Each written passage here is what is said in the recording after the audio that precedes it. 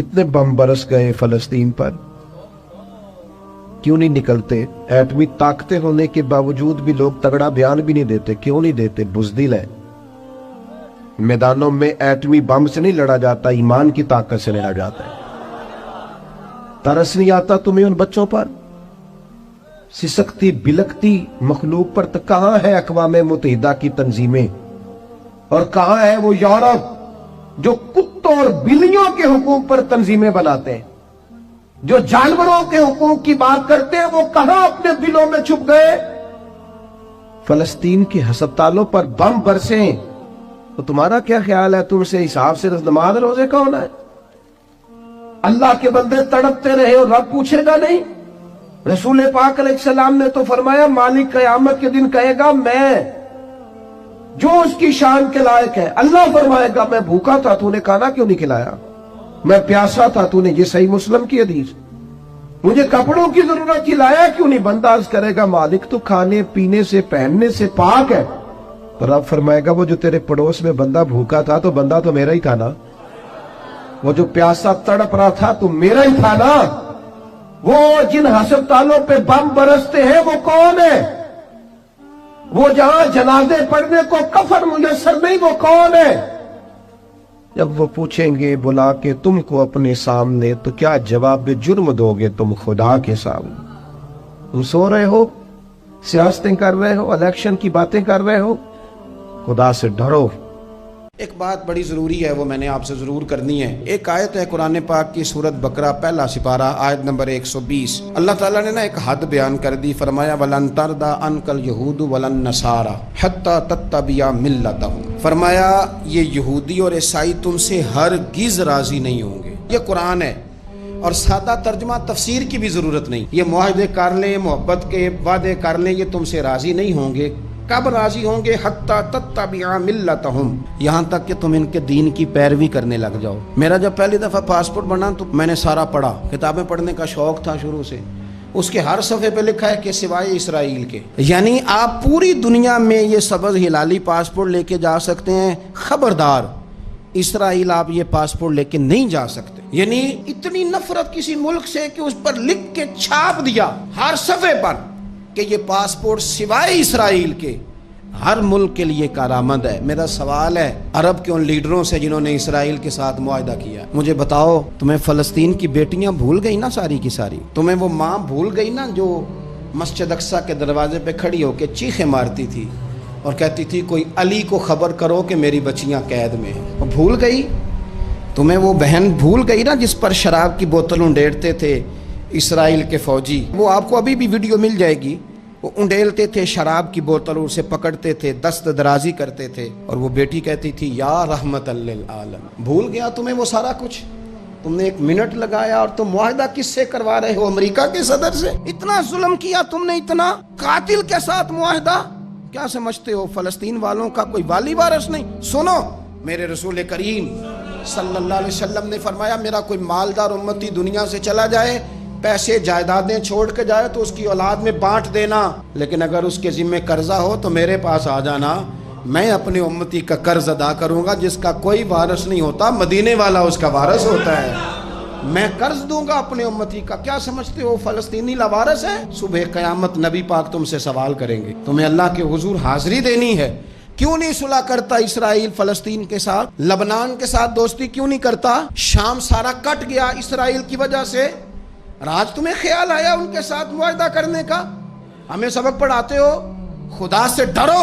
और फिर इकबाल कहते हैं, मुसलमानों से मायूस ना होना, हुक्मरानों से ज्यादा उम्मीदें भी ना लगाना। वो जो छोटे छोटे लोग निकले थे ना सहरा से, बज़ाहिर गरीब थे, बज़ाहिर उनके पास माल नहीं था, वो खालिद बिन वलीद जैसे, वो साद बिन अबी वकास जैसे, बज़ाहिर उनके पास ज्यादा असला नहीं था। इकबाल कहने लगे, मायूस ना होना, ये नहीं कहना बन कुछ नहीं सकता। फरमाने लगे, रात मैंने सुना है फरिश्ते आपस में बातें कर रहे थे। वाह इकबाल, तेरा भी अंदाज कितना निराला है। कहने लगे, रात फरिश्ते आपस में बातें कर रहे थे, मैंने सुन ली हैं। भला वो क्या कह रहे थे? ये सारे लोग ना खालिद बिन वलीद, साद बिन अबी वकास, ये सहरा के रहने वाले थे, और उस वक़्त की सबसे सुपर पावर रोमा कहलाती थी। उलट पुलट के रख दी सारी रोमी सल्तनत। तो इकबाल कहने लगे, रात फरिश्ते आपस में बातें कर रहे थे कि सुना है पाकिस्तान के, हिंदुस्तान के मुसलमान जवान मायूस हो गए, कहने लगा ना मायूस होना, निकल के सहरा से, जिसने रूमा की सल्तनत को उलट दिया था, निकल के सहरा से। गर्मी देखो इस शेर की, वलवला देखो इस मर्द का जो मुसव्वरे पाकिस्तान है, निकल के सहरा से जिसने रूमा की सल्तनत को उलट दिया था, सुना है मैंने ये कुदसियों से, वो शेर फिर होशियार होगा। वो कल बातें कर रहे थे कि बहुत सारे उनमें से फिर जाग गए और बड़ी जल्दी वो भलाक बनाएंगे। सुना है मैंने ये कुदसियों से कि वो शेर फिर होशियार होगा, वो आएगा मैदान में, निकलेगा और इंशाअल्लाह यही चिराग जलेगा तो रोशनी होगी। इंसान ज़िंदगी में जब जद्दोजहद करता है, कोशिश करता है, वो बहुत सारे दुनियावी असबाब इख्तियार करता है। जितनी अक्ल अल्लाह ने दी होती है उस अक्ल का भी वो इस्तेमाल करता है, कोशिश करता है कि कुछ अचीव कर सके ज़िंदगी में, कुछ मकासद का हुसूल उसे मुयस्सर आए। अज़ीज़ भाइयों, एक बात अपने जहन में अच्छी तरह बिठा लें और लिख लें कि ज़िंदगी में जो किसी बंदे को कामयाबी हासिल होती है वो रब ताला की मदद से हासिल होती है। अगर रब ताला मददगार हो तो फिर कोई चीज़ भी रास्ते में रुकावट नहीं बनती, और अगर मालिक करीम को मंजूर ना हो तो इंसान बेहतरीन सियासतदान हो, अच्छा एडमिनिस्ट्रेटर हो, उसका ज़हन बड़ी वुसअत रखता हो, बड़ी अच्छी प्लानिंग करना जानता हो, सारा कुछ हो, तो बंदा नाकाम हो जाता है। मुसलमानों को जितनी कामयाबियाँ मिली उनका पस मंज़र सिर्फ इतना था कि अल्लाह तबारक व तआला ने अपने बंदों की मदद फरमाई। और अब ताला ने कुरान मजीद में इस हकीकत का बयान किया, फरमाया बलिल्लाहु मौलाकुम, फरमाया बल्कि अल्लाह तुम्हारा मौला है, वहुव खैरुन नासिरीन, और वो बेहतरीन मददगार है। वो जो रब तुम्हारा मौला है वो बेहतरीन मददगार है। और अगर वो मदद करे तुम्हारी, सूरह आले इमरान में आगे जाके इरशाद फरमाया अगर अल्लाह मदद करे तो फिर तुम पर कोई गालिब नहीं आ सकता, और अगर वो तुम्हारी मदद छोड़ दे तो फिर कोई तुम्हारी मदद कर सकता, कोई मदद नहीं कर सकता। बदर की जंग भी और फतेह मक्का भी रमज़ान मुबारक में हुआ है। मैं दोनों पर गौर कर रहा था तो एक नया मजमून मेरे जहन में आने लगा। बदर की जो जंग है उसमें भी एक अजीब इनकलाब आया है कि 313 ने 1000 से मुकाबला किया, और जिन 1000 से मुकाबला किया वो असलहे से लैस थे, और ये जो 313 हैं इनके पास 6 जिरहें, 8 तलवारें, चंद घोड़े। लेकिन अल्लाह ने कामयाबी दी तो खुद रब ने बयान किया किस तरह दी, फरमाया वलक़द नसरकुमुल्लाहु बिबदरिन व अंतुम अज़िल्ला। वो कामयाबी इस तरह मिली है कि रब ने तुम्हारी मदद की थी, तुम तो कमज़ोर थे, अल्लाह ने बदर में तुम्हारी मदद की, तुम जीत गए। वलक़द नसरकुमुल्लाहु बिबदरिन व अंतुम अज़िल्ला, अल्लाह ने बदर में तुम्हारी मदद की, तुम तो कमज़ोर थे। फिर फतेह मक्का नसीब हुई तो उसमें भी बेहतरीन मनसूबाबंदी नबी पाक अलैहिस्सलाम ने फरमाई, बेहतरीन हिकमत अमली हुजूर ने अपनाई। लेकिन हमें जो अल्लाह रसूल ने बात समझाई वो क्या है, इज़ा जा नस्रुल्लाह वल फतह, फरमाया जब अल्लाह की मदद आई और फतह नसीब हो गई। ये अल्लाह ने मदद फरमाई तुम्हारी, यहाँ भी फतेह मक्का भी अल्लाह की मदद से, जंगे बदर भी अल्लाह की मदद से। वो जो मदद है अल्लाह ताला की, जब वो हम ये करते हैं कि हम अपनी सारी ज़िंदगी सियासत की नज़र करते हैं। हमारी सियासत सिर्फ मुल्क में नहीं होती, हमारी सियासत ख़ानदान में भी होती है, हम घर के अंदर भी सियासत करते हैं। हम किसी ख़ास तरीके से लोगों को अपने पीछे चलाना चाहते हैं, हम एक ख़ास उसलूब इख्तियार करते हैं कि लोग हमारे पीछे चलें। उसका नुकसान हमें ये होता है कि सियासत जो होती है ये शतरंज के हेर फेर की तरह होती है, तो इसके राज बड़ी जल्दी खुलने लग जाते हैं। पता चल जाता है कि बंदा मुखलिस नहीं था, सियासत कर रहा था, तरीके सलीके से इसने जोड़ के रखा हुआ था। हम हर जगह सियासत के बलबोते पर चीज़ों को लेकर चलना चाहते हैं, सियासतें नाकाम हो जाती हैं, सियाने सियाने लोग फेल हो जाते हैं। बचता सिर्फ वही है जिसके पीछे रब ताला की मदद शामिल हाल होती है। अपनी ज़िंदगी के अंदर हम जो कुछ भी कर रहे हैं, जिस शोबे से भी हमारा ताल्लुक है, आज हमने इस बात पे गौर करना है कि पहले तो ये गौर कर लें कि जो काम हम कर रहे हैं क्या वो काम ऐसा है कि उसमें अल्लाह की मदद हमें मिलेगी। अगर आप कोई माज़अल्लाह नाजायज़ काम कर रहे हैं, फेले हराम का इर्तिकाब कर रहे हैं तो उसमें तो मदद इलाही आएगी नहीं। पहले तो ये देखें जो कर रहे हैं वो काम मदद इलाही वाला है, और अगर अल्लाह ताला की मदद वाला वो काम है फिर उस पर गौर करें कि क्या हमने मालिक से मदद का सवाल किया है, हमें मदद मुयस्सर आ रही है। वो मैंने बुजुर्गों से एक बात सुनी थी, वो बड़ी याद रह गई। वो फरमाया करते थे काबिलियत भी बड़ी चीज़ है लेकिन कबूलियत सबसे बड़ी चीज़ है। काबिल होना भी बड़ी बात है लेकिन ज़्यादा बड़ी बात यह है कि उसकी बारगाह में कबूल भी है कि नहीं। अपनी ज़िंदगी में अल्लाह की मदद की तरफ बढ़ें, मालिक की मदद का हुसूल इख्तियार करने की कोशिश करें, अल्लाह के साथ अपने आप को जोड़ें। अगर अल्लाह की मदद नसीब हो, ये जो हम जितना डरते रहते हैं, सहमे रहते हैं, परेशान रहते हैं कोई क्या कर देगा, हमारे यहाँ ना हर शोबे में माज़अल्लाह एक माफिया है, इल्ला माशाअल्लाह। वो माफिया कहता है मेरे साथ मिलोगे तो मैं चलने दूंगा वरना मैं नहीं चलने दूंगा, मार्केट में आ ही नहीं सकता फलाना बंदा क्योंकि यहाँ हमारा कब्जा है। और मेरे भाई फिर बहुत सारे लोग जिनकी नीयतें और इरादे बड़े अच्छे होते हैं शुरू में, वो भी उस माफिया का शिकार हो जाते हैं और उनके रंग में रंग जाते हैं। याद रखना, किसी शख्स की ब्लैकमेलिंग का कभी शिकार ना होना, कभी किसी की मीठी और मुसज्जा मुकफ़ा बातों का शिकार ना होना। कोई क्या कर सकता है अगर अल्लाह मददगार हो तो। जिसको रब करीम उठाना चाहे उसे कोई गिरा सकता है। हम ये डरे डरे सहमे परेशान फैसला करने की ताकत नहीं, मुझे चलना चाहिए कि नहीं, उठना चाहिए कि नहीं, करना चाहिए। उठ बांध कमर क्यों डरता है, फिर देखो खुदा क्या करता है। हज़रत अब्दुल्ला इब्न अब्बास फरमाते हैं मेरे नबी पाक अलैहिस्सलाम ने मेरी तरबियत फरमाई, हुजूर ने मेरी तरबियत फरमाई। और महबूब पाक अलैहिस्सलाम ने फरमाया अब्दुल्ला याद रखना, ये नौजवान दोस्त मेरी बात लिख लें, परेशान लोग मेरी बात लिख लें, जिनके पास कुव्वत फैसला नहीं वो इस बात को लिख लें। हज़रत अब्दुल्ला इब्न अब्बास फरमाते हैं मेरे नबी पाक अलैहिस्सलाम ने मुझसे फरमाया था अब्दुल्ला सुन, अगर सारी दुनिया मिल के तेरा कोई नफा करना चाहे कर नहीं सकती जब तक मेरे रब की रजा ना हो। और फरमाया सारी दुनिया मिल के तेरा कुछ बिगाड़ना चाहे तो अब्दुल्ला बिगाड़ नहीं सकती जब तक रब करीम की हिकमत का तकाजा ना हो।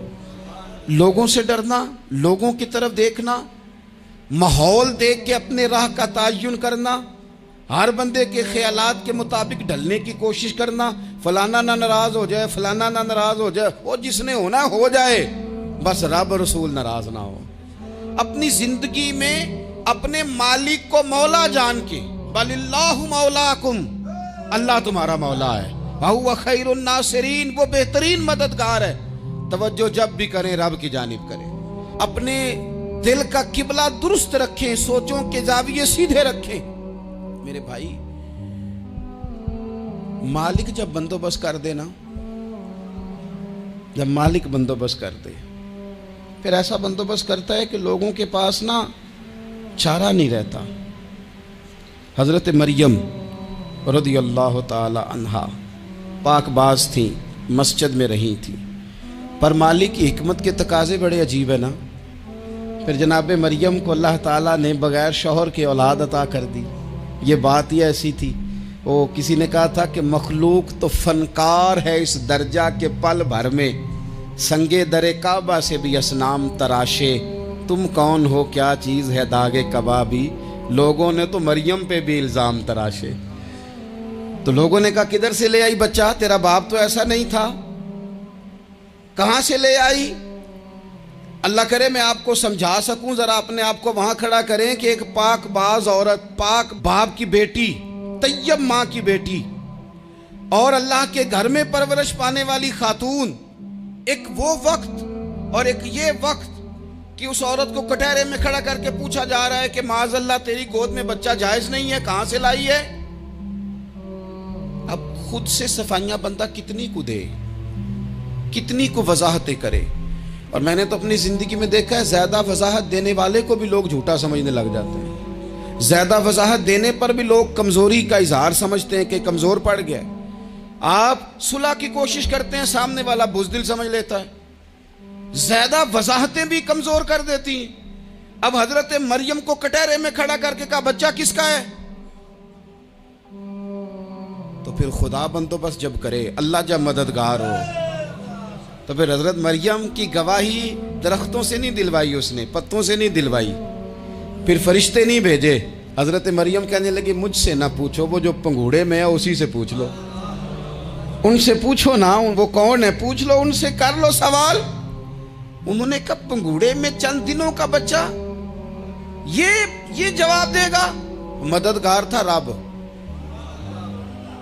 उनकी बरात का ऐलान करना था मालिक ने, और जब मालिक ऐलान कर दे, जब मालिक तेरी सफाई देना चाहे, जब मालिक तुझे दुनिया के सामने निखारना चाहे, तो पंगूड़े में लेटे हजरत ईसा बोल के कहने लगे इन्नी अब्दुल्ला आतानी अल किताबा, फरमाया मैं अल्लाह का बंदा हूं, रब ने मुझे किताब अता करके नबी बना के दुनिया में भेजा है। मैं अल्लाह का बंदा हूं, किताब लेके आया हूं, नबी बन के आया हूं। फिर पंगूड़े से ऐलान हो गया, फिर बच्चा बोल पड़ा। और ये एक दफा नहीं बात हुई, ये बनी इसराइल में एक जुरैज नाम के शख्स भी थे जो नमाज पढ़ रहे थे। बाज ने लिखा है नफल नमाज थी, अम्मा ने पुकारा तो आए नहीं, तो माँ के मुंह से निकल गया तू इतनी देर तक मरेगा नहीं जब तक किसी बेहया औरत का मुंह ना देख ले। तो वो इबादत गुजार थे, लेकिन लोगों ने उनकी इबादत, रियाजत, परहेजगारी को नहीं देखा। बस एक औरत को भेज के इल्ज़ाम लगवा दिया। वो औरत आया जाया करती थी, अब आ जाती हैं औरतें, मसला पूछने की नीयत से भी आ जाती हैं। माहौल में कुछ जगह ऐसी भी हैं जहां औरतें दम कराने के बहाने आ जाती हैं। वो खातून आती जाती थी उस खानका पे, आस्ताने पे, ये बुखारी में मौजूद है, पर उसने कहा मेरी गोद में जो बच्चा है ये इन्हीं का है। मुझे बताएं कैसे बंदा वजाहत दे।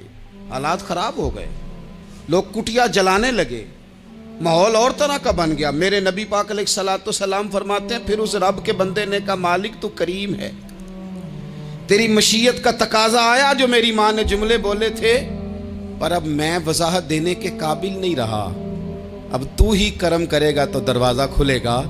तो वो चंद दिनों का बच्चा पंगूड़े में बोल के कहने लगा मैं इस दरवेश का नहीं, मैं तो फलाने चरवाहे का बच्चा हूँ, वो जो बकरियां चराता है। रब की मदद को पुकारें, अपने साथ अपने मालिक की मदद को शामिल करें, थोड़े रिस्क पर भी गुजारा अच्छा होने लग जाएगा।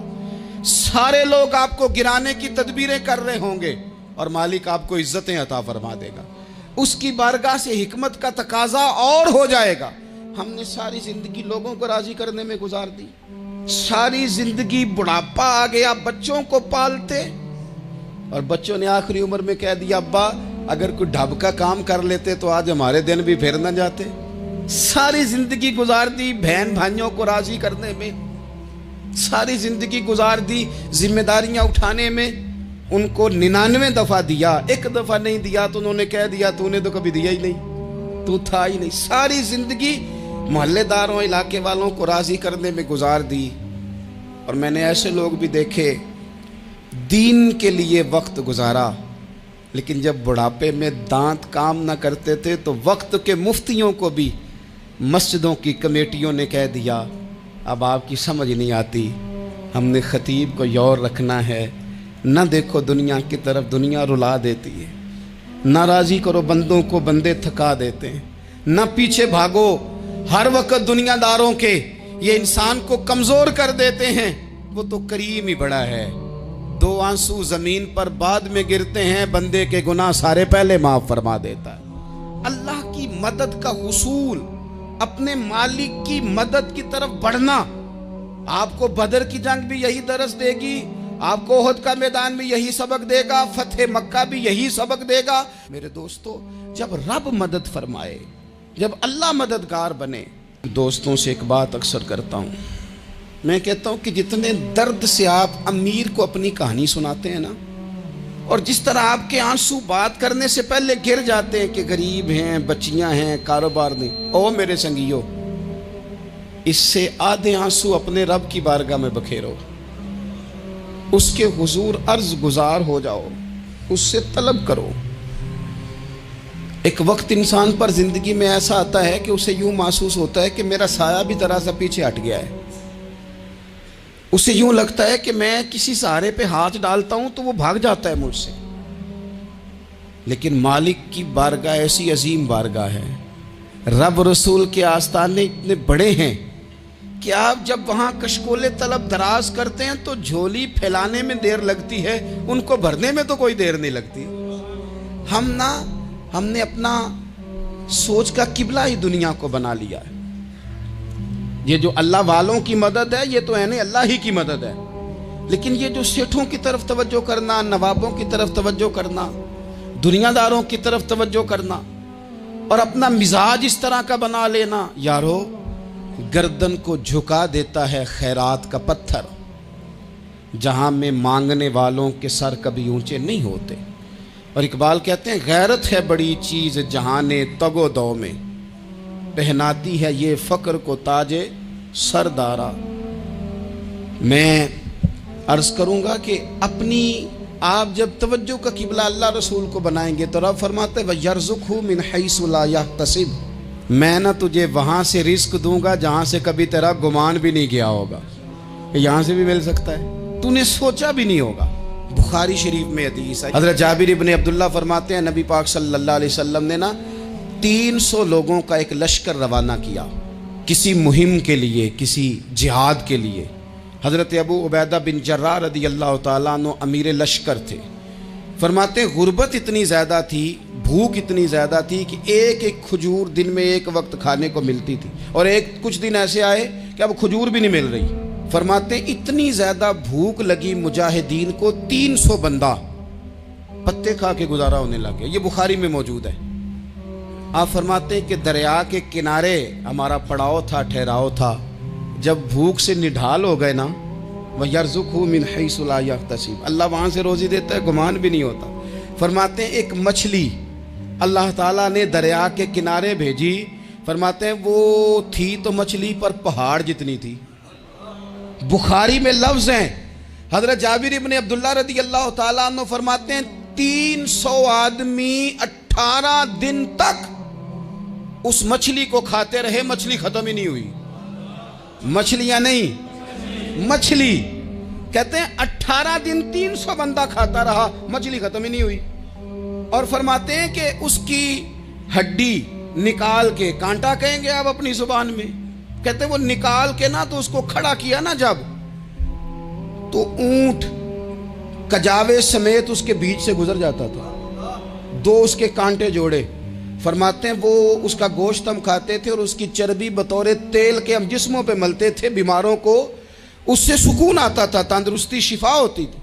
फरमाते हैं हम खाया भी हमने और कुछ लेके हम मदीने भी गए, और कुर्बान जाए नबी पाक ने भी उसमें से खाया। हमने अर्ज की हुजूर ये मुअम्मा क्या है, ये माजरा क्या है? तो महबूब ने फरमाया तुम्हारे पास ग़िज़ा नहीं थी, रब ने तुम्हारे लिए बंदोबस्त किया है, अल्लाह ने तुम्हें दिया है। मकान शुरू कर लिया, एक साहब ने वो मकान बनाने लगे, आप वो हिसाब लगा रहे हैं, कहते हैं मेरे पास इतने पैसे हैं, इतने मैंने फलाने दोस्त से कहना है उसने दे देने, इतने फलाने रिश्तेदार से कहना है उसने दे देने, इतने फलाने से कहना है उसने दे देने। ये सारी कापी बना के मकान शुरू कर लिया। जो रोज़ कहता था ना कोई हुक्म हो जाते दसी, सबसे पहले उसको कहा मियाँ पैसे चाहिए। वो कहता हो कल ही मुंडा टोरे है, कदे तू परसों 10 दाते लब जाने सन।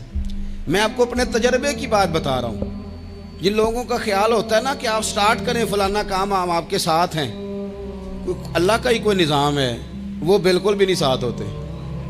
लेकिन ऐसा नहीं है कि कोई साथ नहीं होता, अल्लाह ताला बड़े असबाब पैदा करता है, वहाँ से देता है जहाँ से गुमान भी।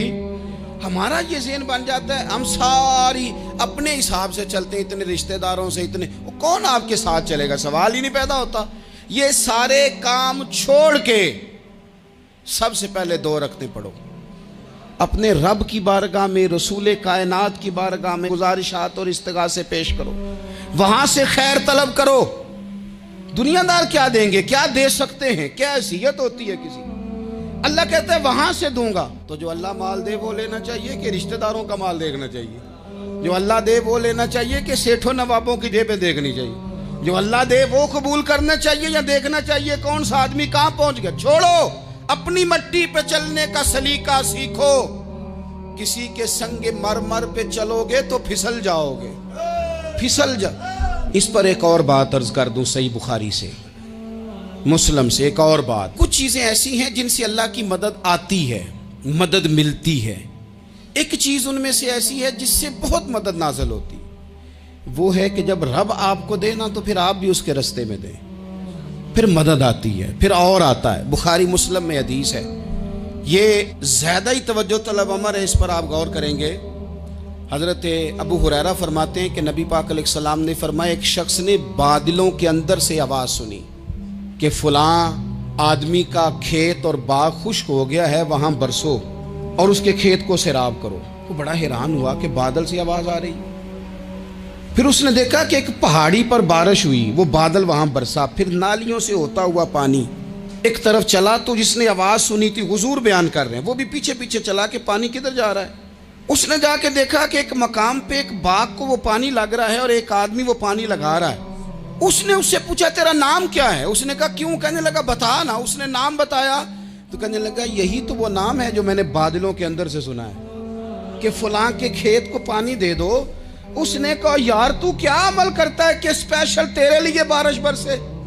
ये बुखारी पढ़ रहा हूं, सियासता से हदीस अर्ज कर रहा हूं। उससे पूछा, तू क्या काम करता है कि जनाब अल्लाह तबारक व तआला का हुक्म करम आया कि खास तेरे लिए पानी बरसे और तेरे खेत को सैराब करे? तो उसने कहा, छोटा जिम्मेदार हूं, पर जब फसल उगती है तो 3 हिस्से करता हूं। एक हिस्सा अपने बाल बच्चों पे, बहन भाइयों पे खर्च करता हूं, एक हिस्सा पूरा, और एक हिस्सा दोबारा काश्तकारी पे लगाता हूं, और तीसरा हिस्सा खालिस मैंने मिस्कीनों, यतीमों और गरीबों के लिए रखा हुआ है। वो जो तीसरा हिस्सा, अल्लाह करे आप समझे, वो रब के बंदों पे तीसरा हिस्सा खर्च करता है ना, तो करीम मालिक ने फरमाया, जहाँ से गरीब का हिस्सा जाता है वो खेत खुश्क नहीं रहना चाहिए।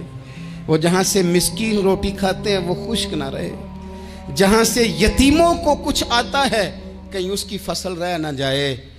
मैं और आप भी अगर अपने माल में मिस्कीनों, यतीमों, गरीबों के हिस्से रख लेंगे तो फसलें खुश्क नहीं रहेंगी, उनके अंदर ताजगी आएगी, नूर आएगा, करम आएगा, खास कर खुदा की रहमत बरसेगी। मदद अल्लाह से चाहें, अपनी तवज्जुहात का मरकज रब रसूल की जात को बनाएं, फिर आप महसूस करेंगे कि बड़ी जल्दी अल्लाह ताला की मदद आने लगी है। कभी आप सिर्फ कह देना मेरा रब मेरे साथ है, इस लफ्ज में इतनी ताकत है कि दुश्मन वैसे ज़ेर हो जाता है। जिंदगी में किसी से भी लड़ाई हो, अच्छी तरह सोच लें कि अल्लाह उस तरफ है या इस तरफ है। अगर आप ज्यादती पे हैं तो फिर रब मजलूम की जानिब है। अगर अल्लाह की मदद आपके साथ है तो दुनिया की कोई ताकत आपको गिरा नहीं सकती। और अगर आप मजलूम के मुकाबले में जालिम बन के आप खड़े हो गए हैं और आपने रवैया वो इख्तियार किया है कि जिसमें मदद नहीं आएगी, तो फिर याद रख लें कि आप कोई भी हैं, कहां भी हैं, आप कमजोर हैं। ताकतवर थे इब्तदाए इस्लाम में, जाहिरी ताकत थी कुफारे मक्का के पास, वो डंडों से मारते थे गरीबों को, उनके हाथों में डंडे थे, पर खुदाई ताकत इन मजलूमों के साथ थी। साहिब जुरकानी ने लिखा है, हजरत जुनैरा रदी अल्लाह ताला अन्हा एक लौंडी हैं, गरीब हैं, माड़े दा की काम मोहम्मद नस जाना या रोना, गरीब सादी बीबी और लौंडी कनीजा, एक मुशरक की कनीजा थी, इन्होंने कलमा पढ़ लिया। वो डंडों से मारता, दुर्रों से मारता, तकलीफ देता। हजरत जुनैरा रदी अल्लाह ताला अन्हा को इतना मारा, इतना मारा। अब आप एक और पहलू पर भी गौर करें, मार भी पड़ रही है पर खुदा इधर ही है, अल्लाह की मदद इधर ही है। रब कहता है कि पहले तू सब्र करना, इन्नल्लाह मास साबिरीन, तू सब्र करेगा तो फिर रब की मैयत मिलेगी। जरा ठहरना, तू थोड़ा डटना। इन्नल्लज़ीना क़ालू रब्बुनल्लाहु सुम्मा इस्तक़ामू ततनज़्ज़लु अलैहिमुल मलाइका, तू कह अल्लाह मेरा रब है, फिर तू पहले डट, पहले तूने डटना है। सुम्मा इस्तक़ामू, जो डट गया, ततनज़्ज़लु अलैहिमुल मलाइका, डटने वाले के लिए मदद आती। पहले थोड़ा ठहरना पड़ता है, पहले थोड़ा सब्र करना पड़ता है, हौसला करना पड़ता, उसके बाद मदद आती। मार पड़ रही है, मारा जा रहा है। हजरत जुनैरा को उनका मालिक जो है, जाहिरी आका, वो मार रहा है। ये कनीजा है, इतना मारा, इतना मारा उनकी बिनाई चली गई, नजर आना बंद हो गया। अबू जहल आया और कहने लगा, सुनैरा देखा ना हमारे बुत तेरी आंखें ले गए, माज़अल्लाह, लातो मनात हमारे बुतों ने तुझे अंधा कर दिया। अब ऐसा नहीं है कि बीबी रोती जा रही है, रोती जा रही है, मायूसी मायूसी, माज़अल्लाह, परेशानी, गरीबी बड़ी है, पूछने वाला कोई नहीं, ये बातें नहीं। क्या जुमले हैं खातून के, क्या लफ्ज हैं। अबू जाल ने तंजिया कहा, माज़अल्लाह, कहने लगा देखा ना हमारे बुतों ने तुझे अंधा कर दिया। तो जनाब ज़ुनैरा आंखों की बिनाई गई है, रात को गई है, दुख अभी ताजा है, लेकिन अल्लाह पे जो तवक्कुल है, अपने मालिक से जो रिश्ता है वो इतना मजबूत है, इतना ताकतवर है, उसमें इतनी गहराई है कि हजरत ज़ुनैरा बोल के ना इतनी कुव्वत से बोली, इतनी ताकत से बोली कि पूरे कुफर पर लर्जा तारी हो गया। फरमाने लगी, तुम्हारे बुतों की क्या औकात है कि मेरी बिनाई ले जाएं, ये मेरी रब की हिकमत का तकाजा है। जब तक उसने चाहा ज़ुनैरा देखती रही, और जब उसने चाहा ज़ुनैरा की आंखों की बिनाई चली गई, और अगर वो चाहेगा ना तो बिनाई वापस भी कर देगा। अगर हो ज़ौक़े यकीन पैदा तो कट जाती हैं जंजीरें, अगर वो चाहेगा तो बिनाई आ भी जाएगी। हजरत ज़ुनैरा ने रात को ये लफ्ज कहे, अबू जाल और सारे कुफ्फार डर के सुन के चले गए। आप इत्मीनान से आके बिस्तर पे सोई। जब सवेरे उठी तो अल्लाह ने आंखों की रोशनी वापस कर दी थी। आंखों की अब छड़ी पकड़ी है, बाजारों में घूमती है, कहती है बुलाओ किधर है तुम्हारे नातो मनात, देखो मेरे रब ने रोशनी वापस कर दी। आकर मेरे साथ इधर आ, सितमगर हुनर आजमाए, तू तीर आजमा हम जिगर आजमाए।